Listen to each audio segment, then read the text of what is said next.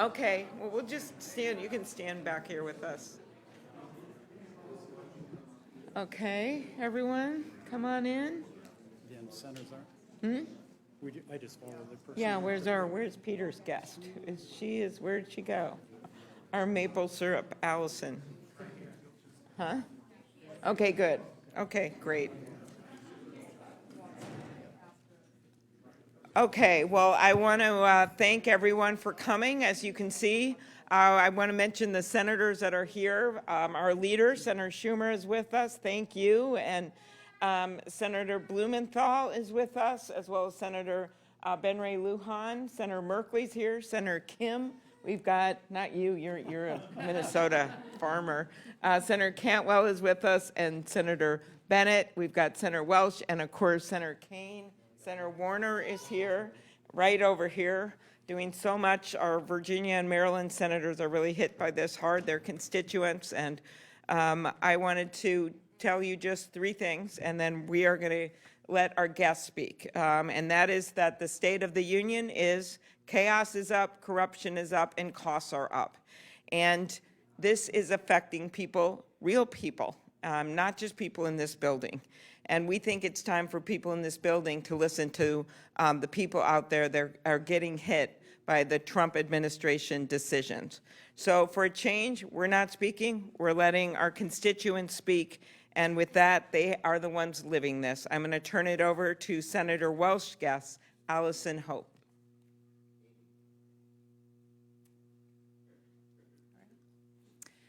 Thank you for having me. I'm Allison Hope with the Vermont Maple Sugar Makers Association. Vermont makes about 51% of the U.S. production of pure maple syrup, and we have Canadian partners across the border. The Quebec Federation and Canada makes about 77% of the U.S.'s maple syrup, and the United States makes about 23%. In the past 20 years, Vermont's production rates have grown 500%. And a 25% Canadian tariff on maple equipment, most of which comes across the border because that's where most maple syrup is made, on the Canadian imports that come into Vermont will have a staggering effect on Vermont's producers, who not only are agricultural farmers, but they are foresters, and so they keep a large swath of Vermont forested. I think that our Canadian counterparts are a huge part of our trade. The U.S. can't supply all of the maple syrup for retail in the United States, and so we bring into Vermont and other areas of the U.S. Canadian bulk syrup. When that price goes up, it affects the shelf price at retail, and those larger contracts for blended Vermont, U.S., and Canadian maple syrup, those contracts change for cents on the dollar.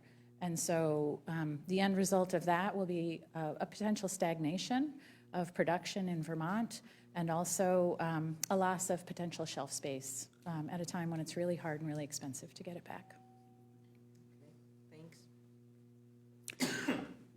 Thank you, Senator Klobuchar, and the other senators and the staff for bringing attention to some.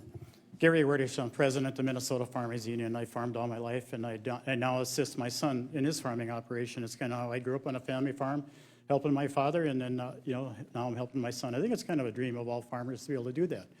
Right now, the margins in farming, there's a lot of uncertainty. Right now, the margins are not very good due to high input prices and low commodity prices.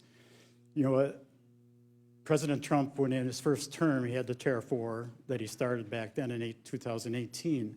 And that time, it hit primarily against China, which is a large soybean buyer of the United States. We have not recovered from that, and we never will. That incentivized Argentine and Brazilian farmers to raise more soybeans.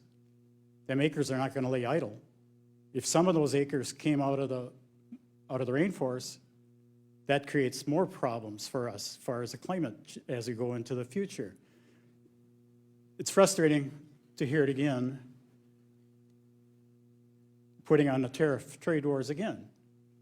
The last night the president made the comment about putting the tariffs on, and the farmers be prepared to sell more domestically.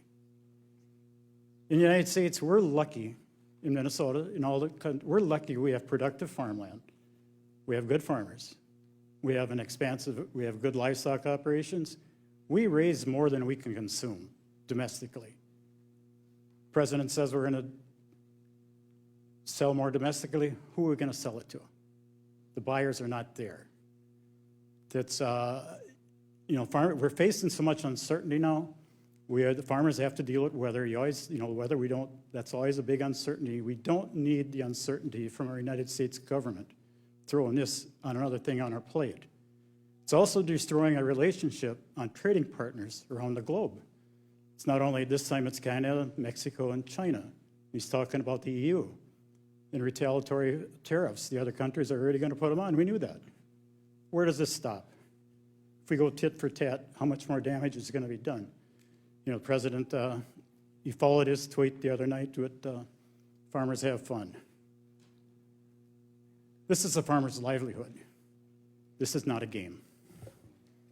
Thanks, Gary. Alyssa. Senator Schumer's guest. Hi, my name is Alyssa. Give me a second to pull this up on my phone real quick. I joined the Army in April of 2001 when I was 17, between my junior and senior year of high school. Shortly after returning from basic training and entering my senior year, September 11th happened. Boy, was I filled with such pride to serve this country. I was immediately mobilized after graduation and deployed to Afghanistan in January of 2003. I returned in June of 2004. I became a government contractor with Halliburton, and I continued my service in Afghanistan until 2008, working in aviation operations. That's when I decided to return home to New York to start a family and get a college degree.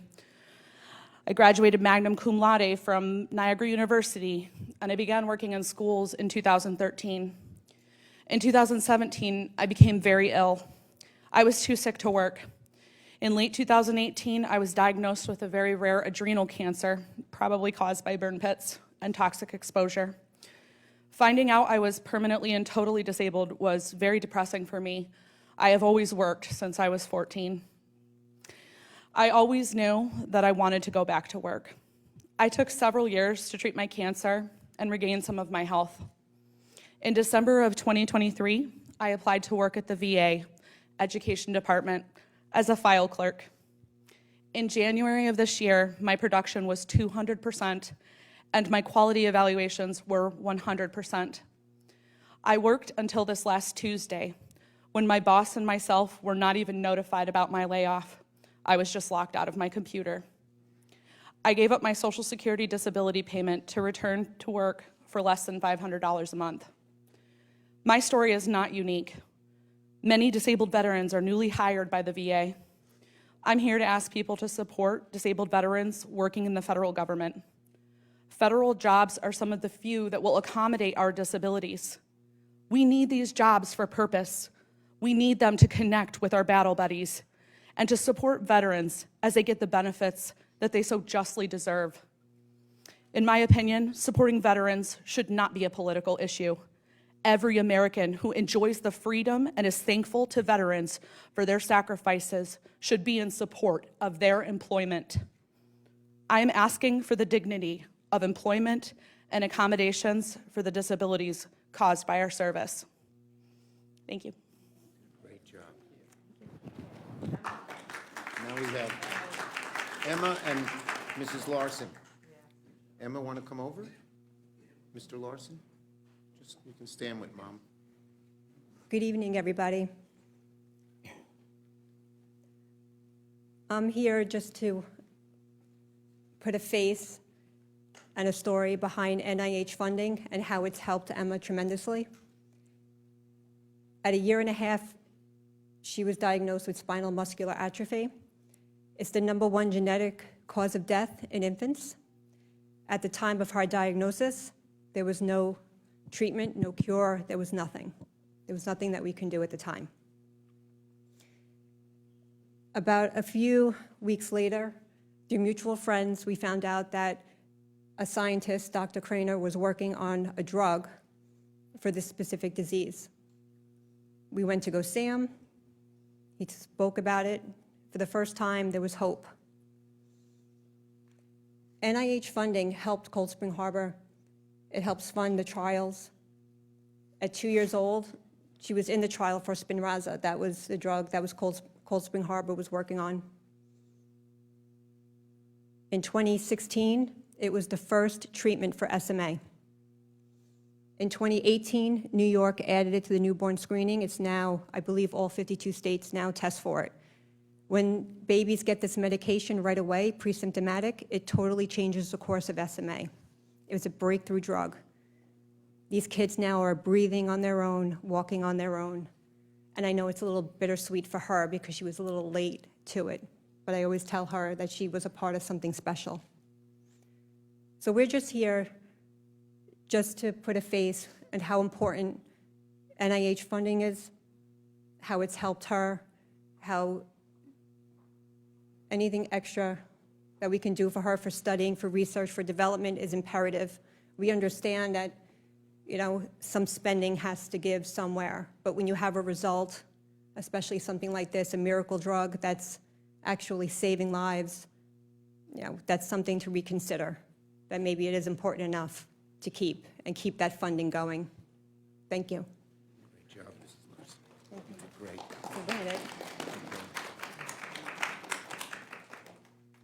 Okay, you can go back over I there. think Katie is next with Senator Lujan.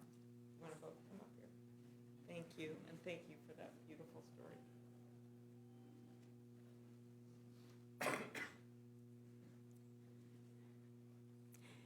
Hello, my name is Katie Anderson. I work with Roadrunner Food Bank in Albuquerque, New Mexico, and have the incredible pleasure of getting to serve the state of New Mexico in many ways. We have a number of concerns about what has been happening. Federal funding freeze in particular caused a lot of chaos for partners. We work with over 500 partners across the state that get food into the hands of people everywhere in every corner of our state. And there was much confusion about that, a lot of concerns from some of those programs that they were not going to be able to continue to function and serve their community. We also had a lot of people calling and concerns with, were they going to continue to receive SNAP benefits? What did that look like? And the reality is that the budget reconciliations that are on the table right now are going to have a massive and horrific effect on New Mexicans as well as Americans. The whole entire country will feel that. Up to 400,000 New Mexicans could be impacted by the changes in SNAP benefits. Right now, people get roughly $6 a day in SNAP benefits, and that's the upper limit. If we're talking about rolling that back, what does that mean? What does that mean for the hundreds of thousands of children and seniors in New Mexico and the millions across the country? So we are here to speak up on behalf of people who are hungry, not only in New Mexico, but across the entire United States.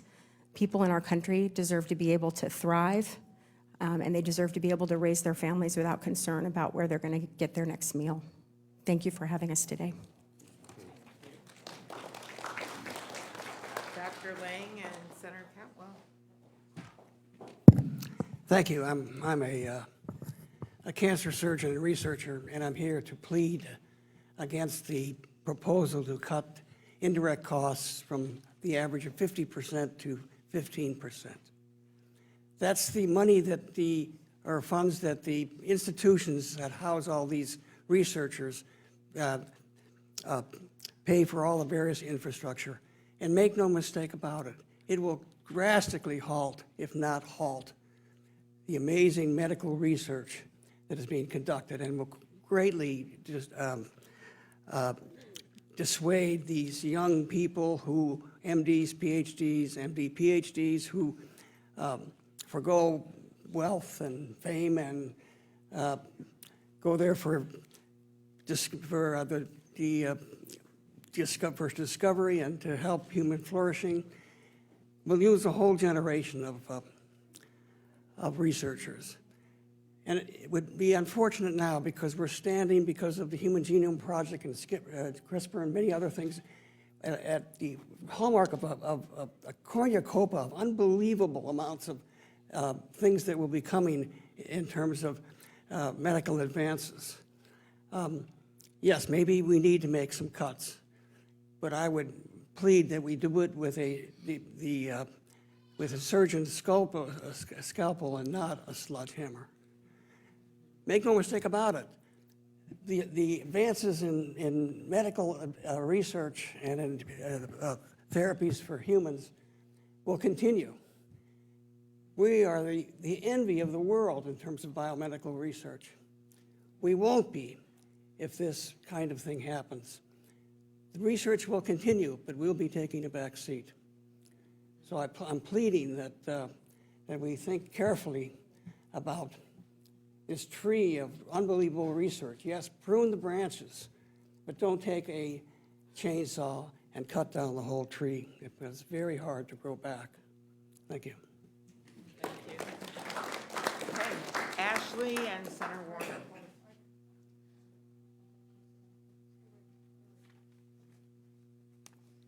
Hello, everyone. How are you guys today? Can you tell what I used to do, which was interpretation, right? I like talking to people. My name is, thank you, Senator Warner. Can you hear me? Everybody good? Okay. Don't worry about May that. I, like, Just- okay. There you go. 'Cause I was squatting. Don't worry about it. There you go. Okay. Thank you so much for letting me tell a little bit of my story. As I said, my name is Ashley Rinaldi. I am from, well, where I reside, my community, my home is in Fredericksburg, Virginia. I was one of the 1,000 National Park Rangers that were fired during February 14th at Purge. I am not unique in terms of being a wonderful human being that was dedicated right to this park. Formerly, for 15 years, I was a teacher. I worked 2 jobs. I decided I really wanted to pursue National Park Service full time, and then I got it. And it was like winning the lotto. These positions are very, very rare and hard to get into. I had made it. I made my dream. This happened to me, and it was taken from me. I had exemplary reviews from my direct supervisors. My service with the federal government, my evaluations have all been so excellent. The same with my colleagues. I wanted to show my hat because they are with me today. These are 3 other people that used to work at Fredericksburg, Spotsylvania. They weren't fired from there, but we know each other. So just in my own personal circle, I know 3 people, Helen Dew, Avery Lentz, Maddie Hollis, who can't be here today, but they are with me in spirit. Thank you very, very much for giving me an opportunity to talk to you about my beautiful city, which is also being deeply affected by the cut to the economy. Our park is the reason why there is a built-up downtown in Fredericksburg. It brings in tourism dollars. I have walked around, canvassed all of the little stores in the area. Their business has been cut in half. It does not just affect me, my friends, the 1,000 other park rangers. It affects my community. I am a it's a magical place. Y'all should go. I am a Fredericksburg person through and through. That is my home. I love it so, so much. I am so grateful, Senator Warner, who has immediately been an extremely kind human being and reached out to me and made me feel like a person.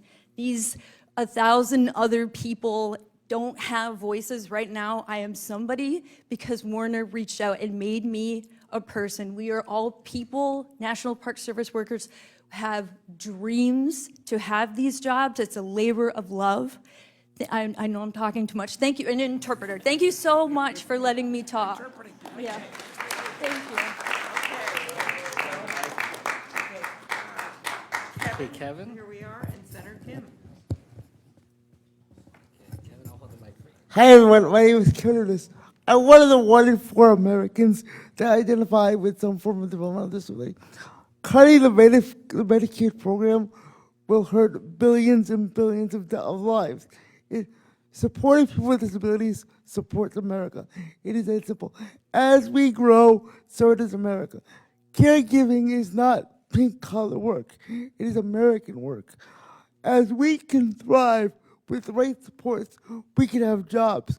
We can live in the community. If we want to save money, keep people with disabilities in their homes, in their communities. It's cheaper to raise a son or daughter in the community than in an institutional setting. It's that simple. Save money by saving Medicaid and investing in the American people. Patrick Henry once said, "Give me liberty or give me death." We are facing a life and death situation. If you cut Medicaid, people will die. It's that simple. Do we choose life or do we choose death?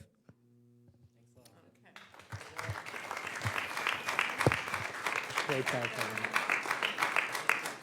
Isabella and Senator Merkley.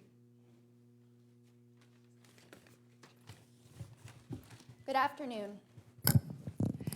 My name is Isabella Isakson. I am an Olympian, an Army veteran, and until recently, an officer for the Ochoco National Forest in Oregon. I have dedicated my life to serving this country and what we stand for, liberty and justice.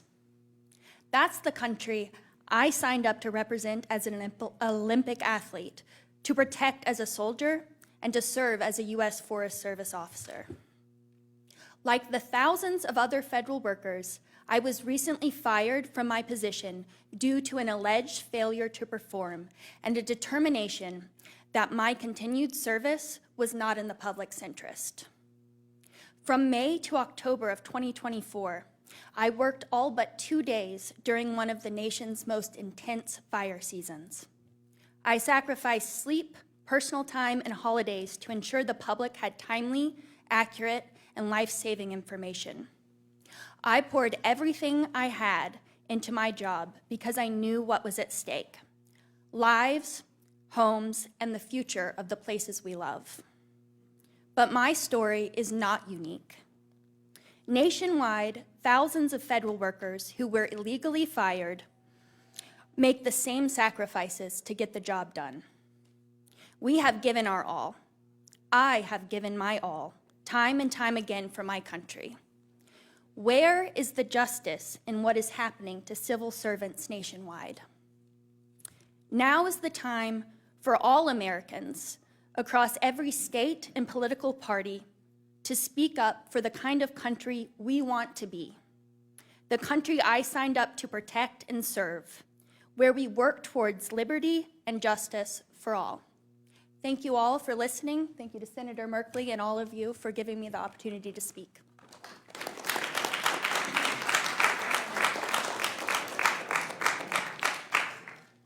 Michael and Senator Blumenthal. Thank you. Good afternoon. I'm Michael Missel, a proud native of the great state of Connecticut and the former Inspector General for the Department of Veterans Affairs. On Friday night, January 24th, I was one of 17 Inspectors General who was fired. Inspector Generals have played a critical role to improve the government. Inspector Generals fight fraud, waste, and abuse, make efficiencies and effectiveness in the government, hold leaders accountable, and promote transparency. At VA, while I was the IG since 2016, we issued over 2,500 reports, made 10,000 recommendations on how to improve, and had a monetary impact of $45 billion. We made VA better for veterans and their families to make sure that they receive the benefits and services that they so richly deserve. And I thank the veterans who are here today. My concern is that by firing the inspectors general without proper notice and without giving the detailed case-specific reasons that the law requires, it's going to chill independent and nonpartisan oversight. And I worry about the impact it's going to have on our government. Thank you.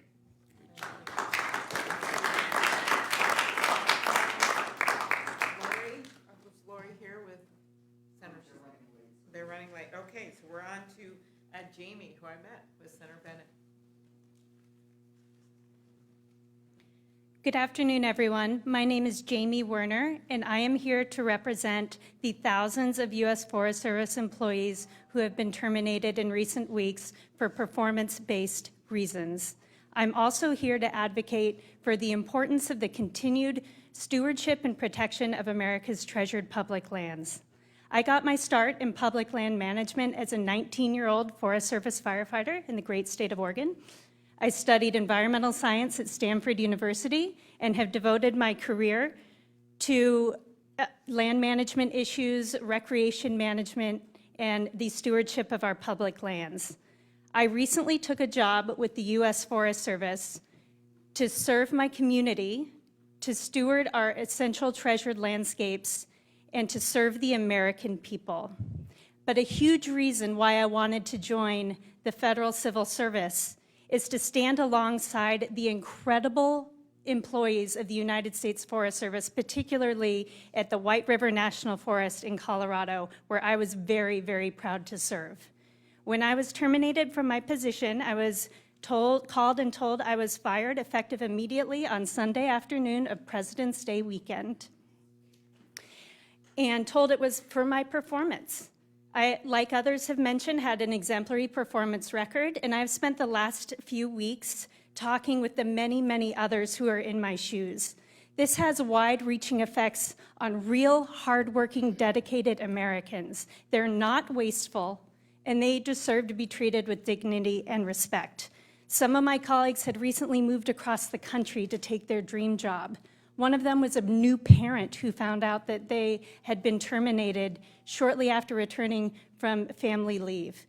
These are real faces that are being told that their work is not in the public interest and they are not doing a good job.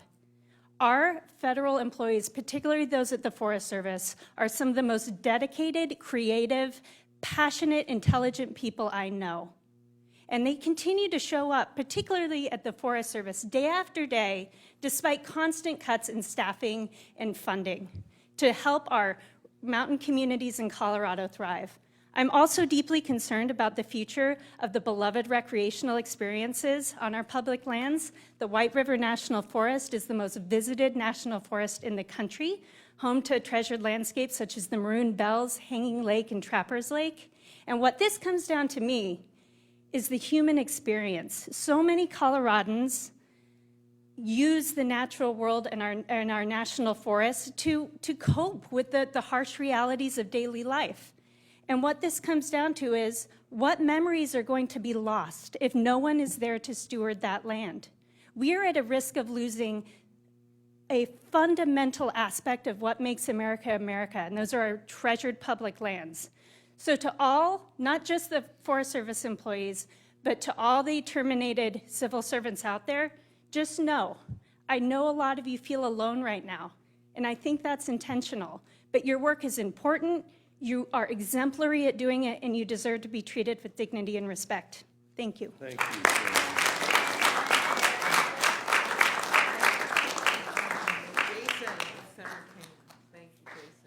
Thank you. Good afternoon, everyone. My name is Jason King. I live in Fairfax, Virginia. I served in the United States Army. While attached to 5th Special Forces Group, I ensured the transport of personnel, equipment, and supplies in and out of the country. After the Army, I was given the opportunity to continue serving my country with the FAA as the executive assistant to the Director of Safety himself. When 67 lives are claimed in a tragic event, such as the one that occurred recently near DCA, followed by reports of hundreds of layoffs at the FAA, it's not very reassuring for those who rely on us to keep them safe, which has led to many people questioning the safety of our airspace. However, in the wake of the recent events, our administration decided to move forward with the firing of hundreds of FAA employees, including myself. And I was actually considered an essential employee who was expected to report to work even in the event of a government shutdown.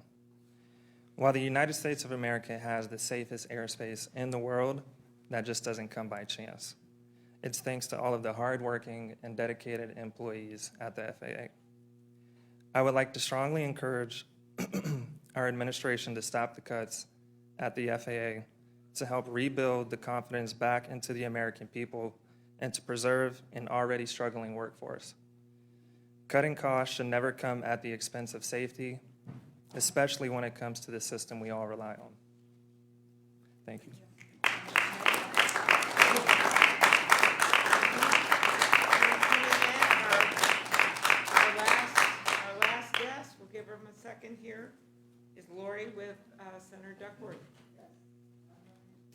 And then when we're done with this, some of the guests can talk to some of the reporters if you want to talk to them, but we're not doing a traditional Q&A. But I just want to remind everyone that these are the people that are going to be there tonight. These are guests of the senators that are going to be watching President Trump and that expect more of America. And with that, Lori, take over.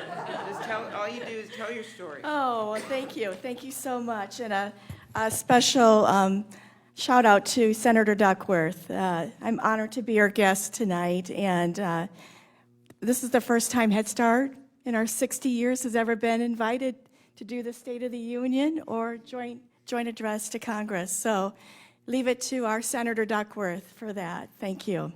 So I am Lori Morrison-Frickel, and I'm proud to serve as the Executive Director of the Illinois Head Start Association, where we support thousands of children and families across the great state of Illinois.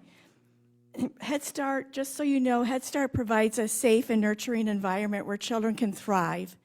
And it also empowers parents to pursue meaningful employment that allows them to support their families and contribute to our economy. And I think this is what makes the Head Start model so powerful, is that we work with both children and families together and not in isolation of each other. As you know, the recent disruptions in federal funding, however, has created a significant anxiety and stress among our parents, staff, and communities. During the funding freeze, we were unable to pull down funds to pay our workforce, to pay our bills, and we've had to lay staff off, and even prospective staff have been unwilling to join our team, our workforce, because they're afraid of not being paid. So staff have been let go. Children have not been able to access our classrooms because we haven't been able to hire staff. And some providers have closed their doors for a day or two to recover until they could get their federal funding. So here in Illinois, Head Start is committed to navigating these challenges and ensuring that the bureaucratic hurdles do not undermine the trust that our families, staff, and children place in our programs every day of every year. The work we do is critical, and I remain committed to working with Senator Duckworth to champion the rights of our children and families that they deserve. Thank you for this opportunity. Thanks, everybody. Thanks to our incredible guests.